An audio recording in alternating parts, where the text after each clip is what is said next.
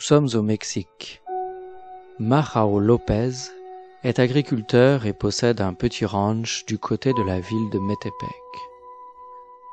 Ce n'est pas le genre de personne qui perd son sang-froid. On peut parler de lui comme d'un homme tranquille et sans histoire. Il entretient de bons rapports avec ses voisins et fait son devoir de citoyen ordinaire. Terre à terre, ce n'est pas un homme en proie au doute. C'est plutôt quelqu'un qui pense que l'argent a plus de pouvoir que Dieu. Pour se débarrasser des rats qui venaient la nuit visiter ses granges, il avait installé des pièges.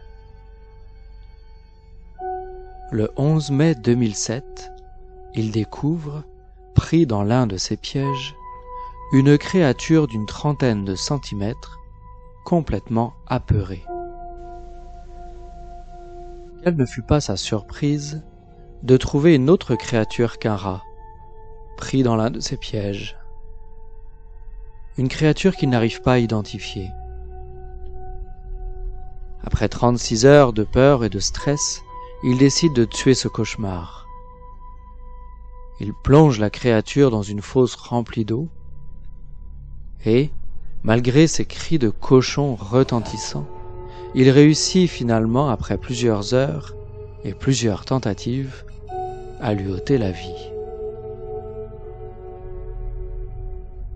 Après des mois à ressasser cette peur, et sous l'influence de Jem Mossan, un spécialiste des histoires paranormales, Marao Lopez prend la décision de remettre le corps à des scientifiques. En décembre 2008, il confia donc la dépouille à une université. Marao Lopez ne connaîtra jamais le fin mot de l'histoire. Il est mort brûlé dans sa voiture, peu après avoir donné sa précieuse trouvaille aux scientifiques.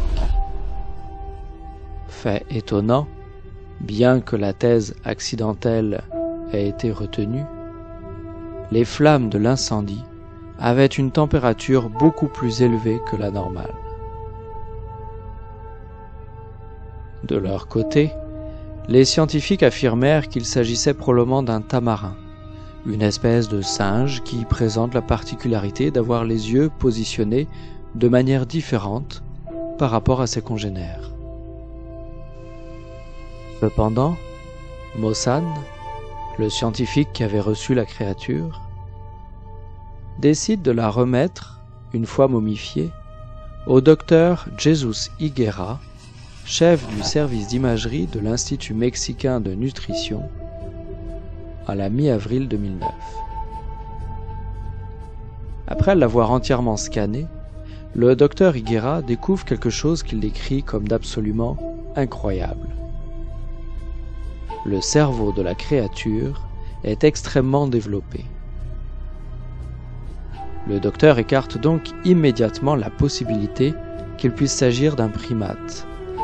Il qualifie la créature de très intelligente et penche pour l'option d'une espèce inconnue.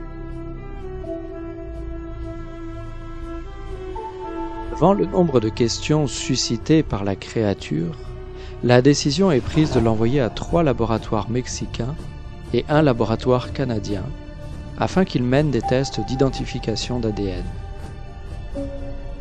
Les 4 laboratoires reviennent avec la même réponse. L'ADN n'est pas identifiable.